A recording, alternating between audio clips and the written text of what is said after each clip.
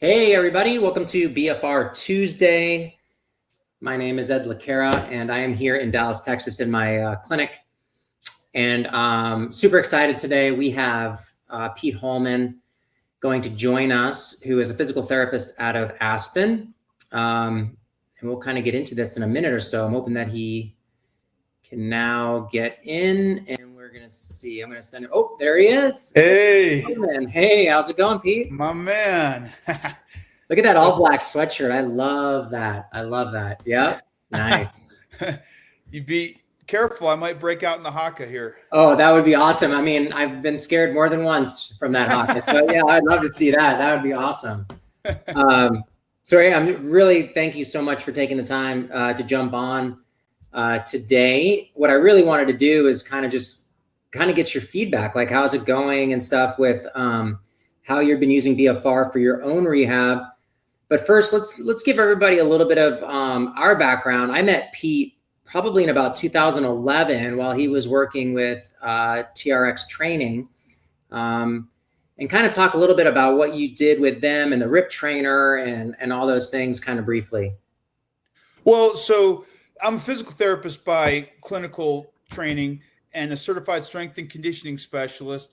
And competitively, I was on the U.S. National Taekwondo team. So I really have a background in kind of explosive, rotational, fast movement patterns and functional movement patterns.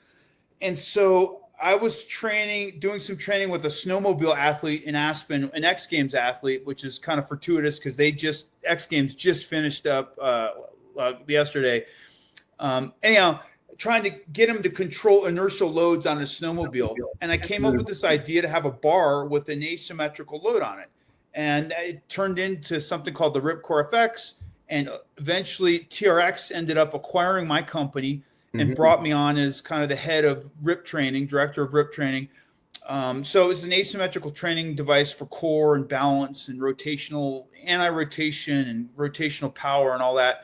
And I think that's when we met. And I'll never forget this because somebody had twisted their ankle and you're like, oh, let me take a look at him. You were dying for the opportunity. So you're, taking a look at the ankle and, I'm kind of old school. I'm thinking, all right, let's get some ice on it right away. And you're like, no, we got to get these muscles activated. And so you start working the peroneals and you're working the anterior tib and just getting everything fired up. And it really kind of, changed my viewpoint. And hey, you don't have to just, yeah, you got to nurse an acute injury, but you also got to keep the muscles activated. And that's how they're going to, get pump the fluid out of there and how they're going to get stability. And so I learned something from you that day, my friend. Awesome. Well, so you're still ahead of the curve though. I've learned 100 from you. You've learned 1. So I still have to do. That was actually Steve Katai, who now is he was playing ping pong, and he rolled his ankle like really bad. Like this was I was almost considering him failing Ottawa Guides and sending him to get some film. That thing swelled up like a purple eggplant, and now I guess he's running education for Theragun. That's what at least I saw on LinkedIn.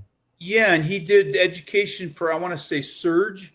Yeah. And he's like the Chevy Chase of continuing education guys. Like he always is falling, or the Ford of, he's always falling, getting hurt. He was doing RIP training once, and a guy was holding a focus pad, for accuracy. And it rebounded and hit him in the bridge of the nose. So he's got blood and a black eye. And this was at a TRX training summit. So Steve Katai, that's so funny. But now real quick, your audience is primarily chiros, physical therapists, or who are we talking to here? Primary physical therapists. Okay. Who have a special interest with BFR. Okay. There's some people that are on here that are consumers, because our newest product is based for consumers, where it'll measure people's limb occlusion pressure and give them the exact setting.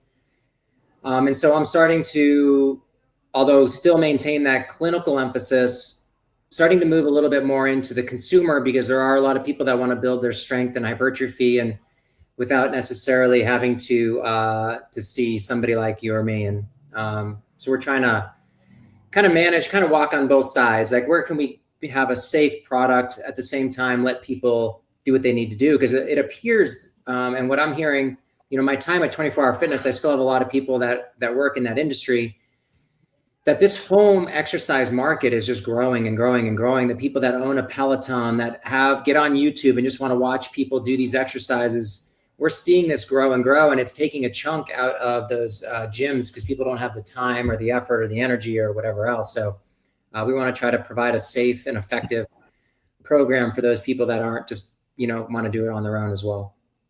Well, and you bring up an interesting point, and I think this is true of most things.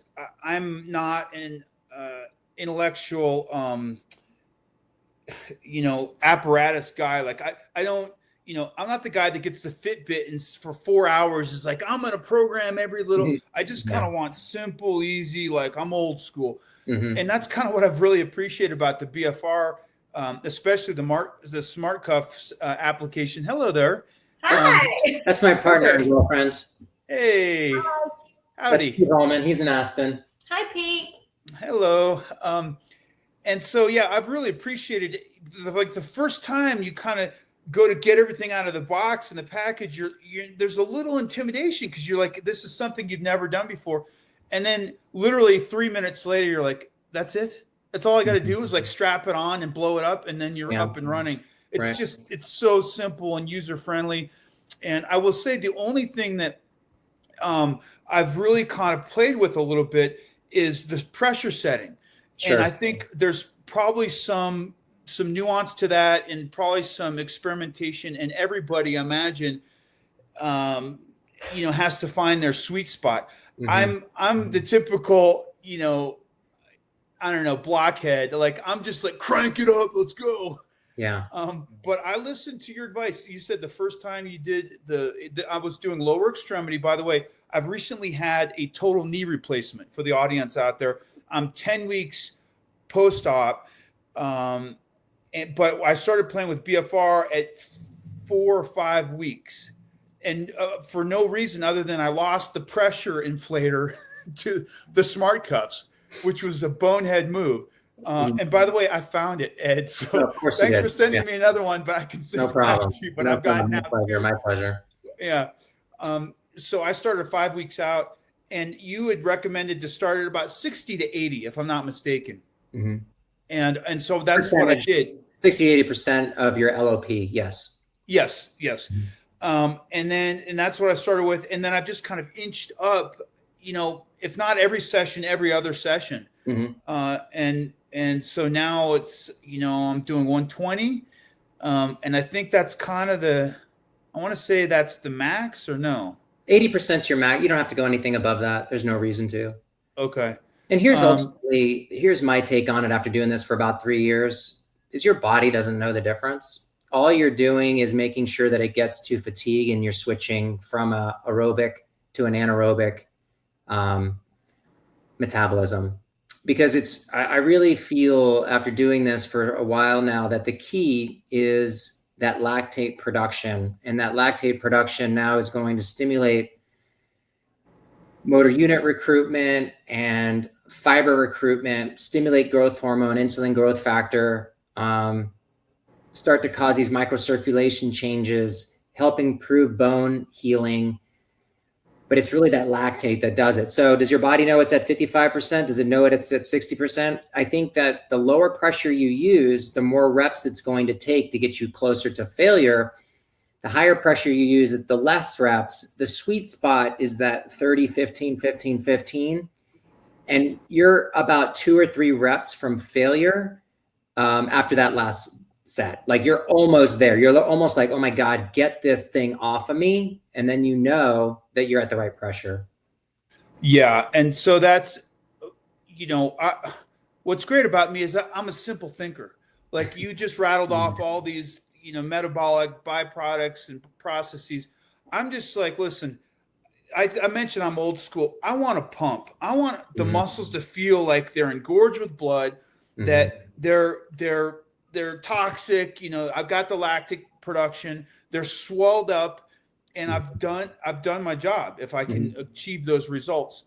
Sure. It's obviously very hard to do if you've had a invasive surgery, especially like a total knee, because that joint it's not happy. You can't load it, especially in flexion and extension, without pissing it off. So this just has given me the opportunity to have, a lower load, high volume work. And I feel like literally, like I've done a set of heavy squats. Yeah. I mean, it's crazy. And so a couple of things I've noticed.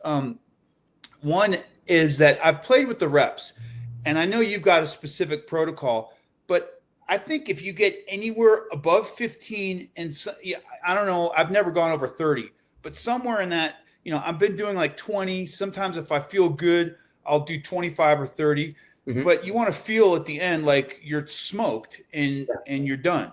It's all about fatigue. And so that's what I do. And so I've been doing, anywhere between 20 and 30 reps. And I do, I haven't made it more than 3 rounds, to be honest with you. I do 4 exercises, 3 rounds, and I rest in between. I'll deflate the cuff in between. Perfect. That's something you told me later on, and I don't know if that's normal protocol or if that's it's the best. It's the best evidence right now. Okay. And it's not me that comes up with a lot of the stuff. I'm not bright enough. It's really the kind of the conglomeration about these effect size studies and looking at what's the amount of reps. And it just appears that, the more reps is better because you're going to convert more into that exercise acidosis. You're going to get that burn. And I think it's even more specific than that. It's the more quality reps. And what I've noticed is when I rest in between sets, so I'll do four sets in a row, and then I'll rest after that for like 2 minutes, whatever. I've just 2 or 3 minutes. Then I feel kind of charged up and ready to go for the next round. And like you said, by the 3rd round, that 4th exercise, I mean, I don't know if I can. I'll work on building up to another round, but I'm smoked, Ed. Yeah, you don't need to. That's one of the benefits. Like I wanted to mention a few benefits, and then I had a couple questions for you. Sure. One is that I'm extremely busy. Like I have no time. It's really lame. I have no time for my own rehab. I know. And when I think, I can do like a 10-minute spin on the bike, get my blood flowing. I can throw the cuffs on, and literally in 20 minutes, I mean, I can be done with my workout. And a solid, high quality, lower extremity strength and conditioning workout. And I throw in a little balance there, and I do isolated stuff and some terminal knee extension, but I'm done in 30 minutes. And that's really a benefit for me because it's such a quick and efficient and effective way to really get those, hypertrophic type, workloads going on the leg. Yeah. The other thing I noticed is it's really easy and quick to set up, which I didn't realize early on. And so I think that's a factor because you get all this gear and you get intimidated. Like there's pumps and there's cuffs and it's really not that complex. And I think, by the way, you've got this manual that you guys have produced is really pretty in depth, but it's almost overload. It's like every scientific study and every possible benefit. But I'm sure you've got a quick start user's guide or something that just says like A, B, C. Yeah, I do. 4-step process. And that's really what my book is. Hopefully I'll have that done. I've been saying this now for a year and a half, but it's really the 4-step process on how to get started. And I've kind of put it off until we get these new cuffs out, because when we can get this new pump out, then it's going to be a lot easier for people to use because they can just set the number, put the cuff on, inflate it, move on. And they don't have to worry about what's your LOP and what's the pressure and all those other things. And then it's really about, well, what exercises are we going to do? And I find that people really have a tough time figuring out like, what exercises am I going to do here? And, there's some food for thought based on, is it rehab? What am I trying to accomplish? But that's really where I want to kind of set my focus. Because once people know how much pressure to use, then it's just like, put the cuff on. Now what exercise are we going to do? And let's get this work done.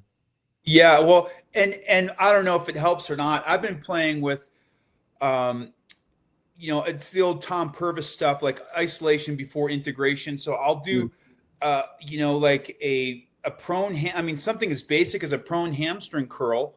Because I'm just like, I've lost a lot of mass. Keep in mind, it's not just from the surgery. Like years before, my knee has not functioned. I haven't been able to do lower extremity stuff. So I'm just trying to get some mass back. Then I do some kind of quad thing, like a terminal knee extension to isolate the quad. I've been playing with a little bit of actual, leg extension. And I know everybody like, oh, but I take it in a low range of motion, and I'm just trying to fire that VMO a little bit. And if I feel any kind of patellofemoral stuff going on, I shut it down. But that feels really good to me. And then I go into a more advanced movement pattern. I've been doing the leg sled. Now it's funny because I'm like a functional training guy, and I don't use the leg sled with anybody ever. Right. And all of a sudden I'm like, this is a pretty darn good machine. Yeah.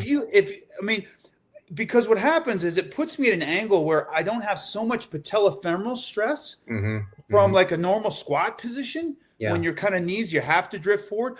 And the leg sled, I'm back. I get a lot of posterior chain stuff, a lot of glute, little hamstring, and I get a little quad at the end. It feels really comfortable and safe, and I can just focus on alignment and firing those muscles. So I've been doing that. I've also been doing my machine, the glute drive. For your viewers, I created a plate loaded hip thrust machine called the Nautilus glute drive, which is great for posterior chain. And then I always do like one balance exercise. It might just be a single leg, like lateral leg swing with control. And that's it. The other thing I have been playing with, and I just did this yesterday, and it was so fantastic.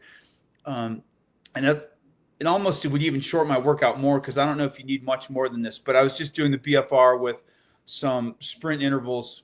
I do 30 seconds on a bike, on a Rogue Echo bike, like whatever, a hit bike. You're doing sprint work. No. I'm like, whoa, okay. My running days are over, but no, on this bike. And what's really cool is you have the metrics. You got the BFR set up, but then you have the metrics of the bike, and you can really see your power output. I mean, yesterday, I'm 10 weeks out. I was putting 900 watts plus with with legs only, no hands, on a watt or whatever, an Echo bike. And so I was really impressed with my power output, and it feels so good to be able to put some aggressive load with velocity through my lower extremity. So that was really cool. Another insight I had was that, and this, you got to tell me, so below the cuff, of course, I'm swelled up and I'm pumped, but I was recognizing that my left glute and my whole hip complex was like engorged and pumped up. And I mean, I was almost like walking weird because my left butt was all, swelled up. And so the effects are not just below, they're above. Why is that? I mean, and crossover as well. I did a previous webinar on this. So if I have the cuff on here, just so everybody in the audience kind of knows, is that I get the benefit distal to the cuff. That makes sense. You're trapping metabolites. You're not letting blood flow in. You're trickling blood in. But then I get benefits proximal to the cuff. So like if I had cuff here, I would get a benefit here at the shoulder. It's not as good as distal, but it is a secondary effect. But then I also get a crossover effect onto the opposite side. Just like with TRX, the suspension training, we would do like ghost arm and stuff like that. We are getting that crossover. In the leg, I love glute bridges and things for the with the cuffs on. It makes it much, much tougher. And you do get that, proximal effect into the glute. The big question really is, do we get even what kind of effect are we getting more central? So if I work lower leg, what should I do for my core? And, the current literature is kind of back and forth. There's been one study showing, we get this increase in hypertrophy of multifidus, and then another study didn't validate it. And so we're not quite sure yet. So we're kind of giving and taking with that right now. But my feeling is that if you can drive growth hormone from the anterior pituitary through that lactate production, which we know we're making, because you're getting exercise acidosis, and that's the byproduct. So then we say, okay, let's create this, what I call pool of healing for the whole body. And let's stop being carpenters and just fixing your knee. Let's work the whole system so that the whole system is a more anabolic environment and something that we can heal from. Well, and that makes sense. Also, I noticed that my car, like when you've got the cuffs on, I mean, your heart and lungs are working more, correct? Like it's putting Absolutely. stress You on your look in my cardiorespiratory. manual in the cardiac output, and so cardiac output is heart rate times stroke volume. If I'm blocking all the fluid from here coming back to my heart rate is going to have to elevate in order to keep the same cardiac output. Now do that to your legs, and it doubles, I think. And I don't have that. That's not documented, but I think when I do an air squat and I'm blocking venous return, my heart rate goes through the roof. And so, you can get these aerobic capacity changes very, very quickly. I mean, they've shown studies looking at Division I basketball players who have got to be the best. I'm going to argue, I was a wrestler in college, so I don't think I was that great of an athlete. The college basketball player, Division I level basketball player, is a phenomenal athlete. And they increased over 6 weeks just with walking with cuffs on, about a 7% increase in VO2, 3 days a week, 15 minutes, twice a day. Like VO2 is not easy to change. And so if you're able to do that sort of accommodation in that type of an athlete, just think what we can do with these people that are deconditioned or had a cardiovascular event or something. And we just need to get them moving to increase their quality of life. I think that this has so many ways that we can use it. And it can be from anyone from somebody that's at bed rest or in cast or right out of surgery, all the way through performance and mid-season, trying to maintain muscle mass, just tons of great applications. And we're just at the tip of the iceberg. Well, and that's what's interesting is because even though I'm washed up and over the hill, I'm really into performance metrics, and I love like charging. I love having that sprint capacity and my heart and lungs working. And when you've had a total knee replacement, I mean, you're doing nothing. Like you're like sitting on your butt for days on end. And so to have the BFR kind of like stimulate or springboard my cardiorespiratory system. And now all of a sudden, 10 weeks out, like I said, I'm doing 30-second sprints at 900 watts. I mean, with my legs only, I was actually impressed with myself, and and my wind felt pretty good. Although I was smoked at the end, I will be honest. Sure. That's a good workout. And there is a psychological component that I have found in the clinic when I'm working with patients, especially pretty high level patients. They're used to going to physical therapy or rehab or wherever you go, the athletic training room, and getting these light loads. And, they get out of it. They don't break a sweat. They don't feel like they've worked. But you're leaving feeling fatigued and tired and psychologically tired and central nervous system and peripheral fatigue. And so they feel like they're getting much more out of the session than they would in a normal rehab. And I think there's such a huge psychological lift when you feel like you're actually working versus I got to wait until this cast is off. I got to wait until this. I got to wait until that. And my conditioning I see really, really nice changes psychologically from patients feeling like they can do more and they want to do more. And it's like this self-motivating capacity when you can stress somebody in that way. Absolutely. You feel like you've had a training session versus just, your whatever, your typical in-outs, like TheraBand stuff.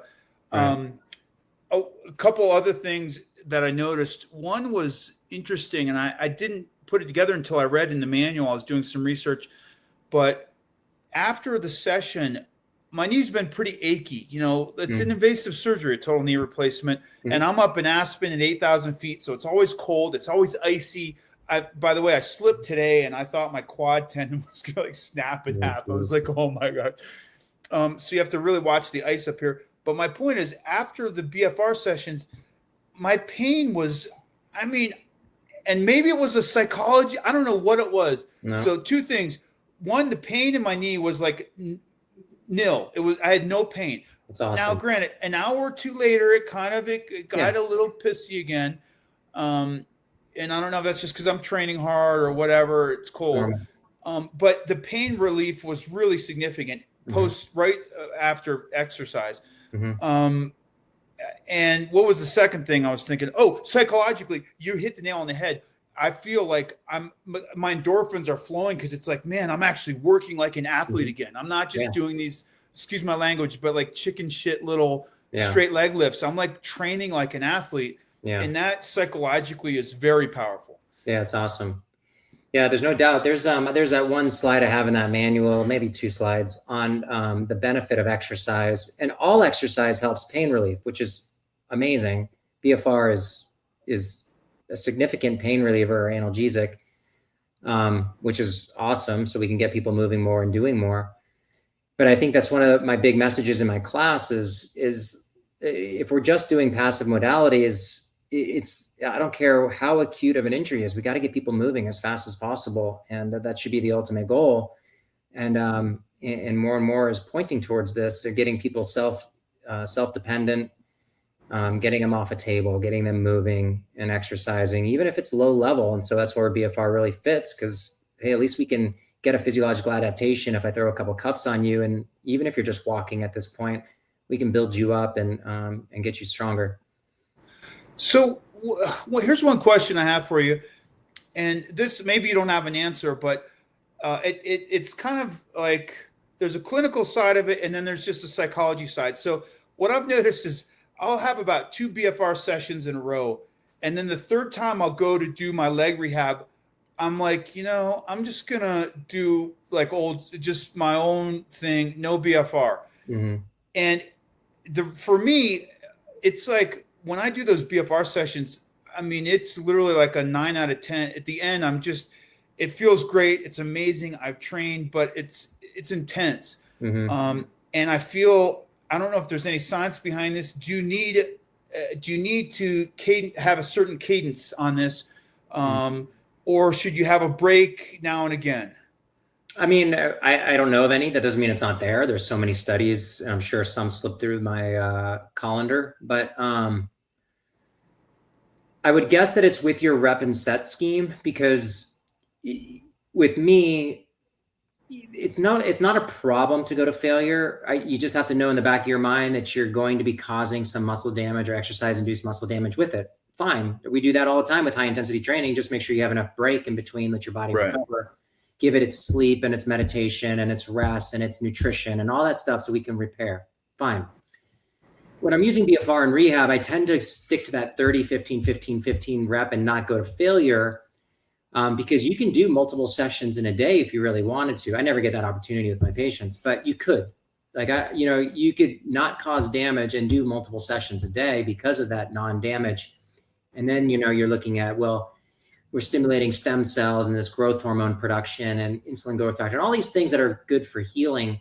So my guess would be is that you're cooking yourself enough during your sessions that you need a break in between. Just like if I went to the gym and wanted to do heavy bench press without cuffs, I better take 2 or 3 days off and recover, so then that way I can go and do another session again. And there's nothing wrong with that. I think what we're going to find eventually is it's not about a specific amount of reps. It's more about, we want to be at a light enough load that you can do a pretty good amount of reps, like, 60 to 75, something like that, because you do want to get larger volume.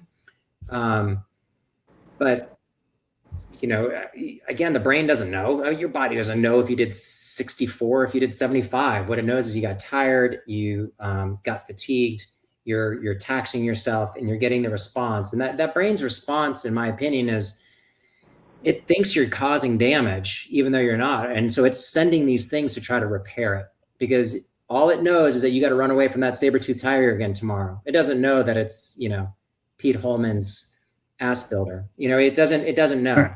You know what I mean? And so this is a biohack. It's a trick. It's we're creating an anaerobic environment, and your body thinks that it's high intensity exercise and that there's damage being done, but it's not. Well, I'm really having fun with it. And, cool. And it's hard to say. For me, I had these old school cuffs that actually, hold on a second. You'll get a kick out of this. Okay. So this is what I had. These were called Super Pump. All right. Wait, well, yeah, baby. And I was doing these on my arms, and Cool. Of course, there's no way to tell how much occlusion you have. Sure. In typical all black fashion, I just crank them down, and you feel like your head's going to explode after 20 minutes. I've had really, I had good success with that. It just wasn't, there was no metric to be able to measure and kind of know what I'm doing from session to session. On this smart cuff technology with knowing exactly where you are each session has really made a difference, and it's made it easy and efficient to get my BFR training in. So I'm really excited about it, and I'm looking forward to getting my knee healthy, and then playing around with some upper body stuff that I haven't really been doing. And I've got multiple shoulder issues, so who knows, maybe it'll help me up top as well. Awesome. Well, does anybody in the audience have any questions for Pete before we let him go here? It's been about a half hour, and I usually try to keep these things to about a half hour, but this has been awesome. I appreciate you jumping on. Any questions for Pete? And Pete, could you type in there how people can get a hold of you in that chat area? Yeah. So